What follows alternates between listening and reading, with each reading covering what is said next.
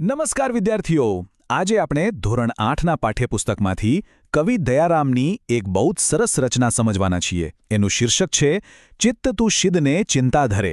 આ કાવ્ય આપણને શીખવશે કે જીવનમાં ખોટી ચિંતાઓથી કેવી રીતે દૂર રહેવું. તો ચાલો આ કાવ્યના ઊંડાણમાં ડૂબકી મારીએ. હું છું પરબતભાઈ કરમૂર અને આપણી કોરાડાવાળી શાળાના આ વર્ગમાં તમારું બધાનું સ્વાગત છે. આજે આપણે સૌ ભેગા મળીને કવિ દયારામના આ અદ્ભુત કાવ્યને સમજવાની કોશિશ કરીશું. મને એ જોઈને ખૂબ આનંદ થાય છે કે આજે વર્ગમાં હુસૈન, રિતિક, વર્જુ, અસ્મિતા અને સુમયા તમે બધા હાજર છો અને એકદમ ધ્યાનથી સાંભળી રહ્યા છો. તમારી બધાની ભાગીદારીથી ભણવાની બહુ મજા આવશે. તો શરૂ કરીએ. કાવ્યની શરૂઆત જ એના સૌથી મુખ્ય વિચારથી થાય છે. આ એક જ લીટીમાં જાણે આખા કાવ્યનો સાર આવી જાય છે. બધા ધ્યાનથી સાંભળજો. કવિ કહે છે, ચિત્ત તું શિદને ચિંતા ધરે, કૃષ્ણને કરવું હોય તે કરે.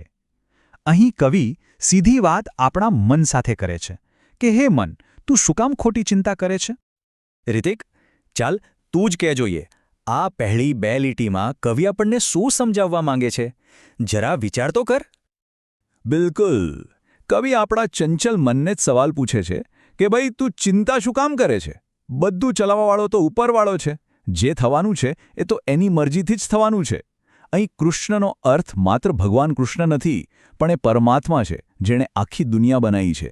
એટલે કે ચિંતા છોડો અને એના પર ભરોસો રાખો. ચાલો હવે આગળ વધીએ અને જોઈએ કે કવિ આપણો આ ભરોસો કેવી રીતે મજબૂત બનાવે છે. આ ભાગનું નામ જ છે સર્જનહારની સૌને સંભાળ. મતલબ કે બનાવનાર દરેકની સંભાળ રાખે છે. કવિ બહુ સરસ વાત કરે છે. એ કહે છે કે જેણે આખું બ્રહ્માંડ રચ્યું છે એ જ બધાનું પેટ પણ ભરે છે. અરે વિચારો તો ખરા, જેણે આપણને માતાના પેટમાં 9-9 મહિના સાચવ્યા એ જન્મ્યા પછી આપણને ભૂલી જશે? ના ભાઈ ના. અહીંયા એક શબ્દ આવ્યો, સર્જનહાર. વર્જુ, તને ખબર છે સર્જનહાર કોને કહેવાય? બરાબર. સર્જનહાર એટલે જેણે આખી સૃષ્ટિનું સર્જન કર્યું છે, એટલે કે પરમાત્મા. જે આપણને બનાવે છે એ જ આપણી સંભાળ પણ રાખે છે. સુમૈયા, હવે તું કહે જોઈએ, કવિએ કયા કયા દાખલા આપીને સમજાવ્યું છે કે ભગવાન નાનામાં નાના જીવની પણ ચિંતા કરે છે? જુઓ, પહેલો દાખલો તો કેટલો અદ્ભુત છે.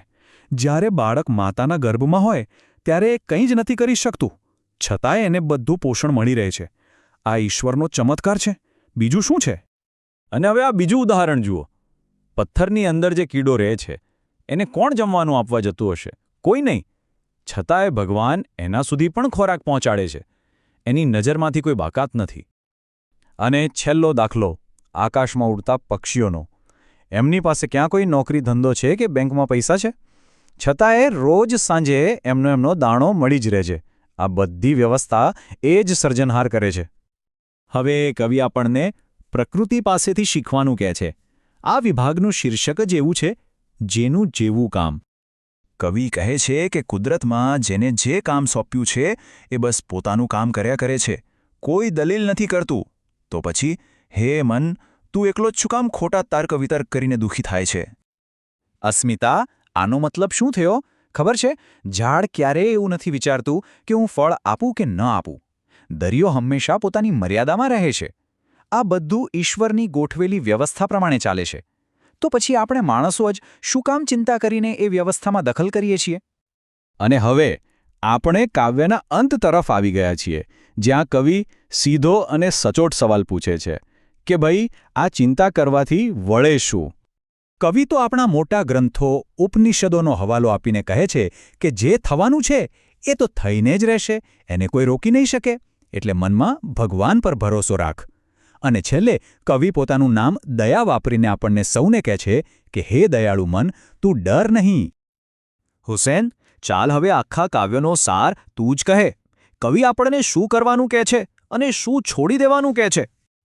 એકદમ સાચું. આપણે ગમે એટલી ચિંતા કરીએ એનાથી પરિણામ બદલાવાનું નથી. જે થવાનું લખ્યું છે એ તો થશે જ. ચિંતા કરવાથી ખાલી આપણી શક્તિ અને મનની શાંતિ જ બગડે છે.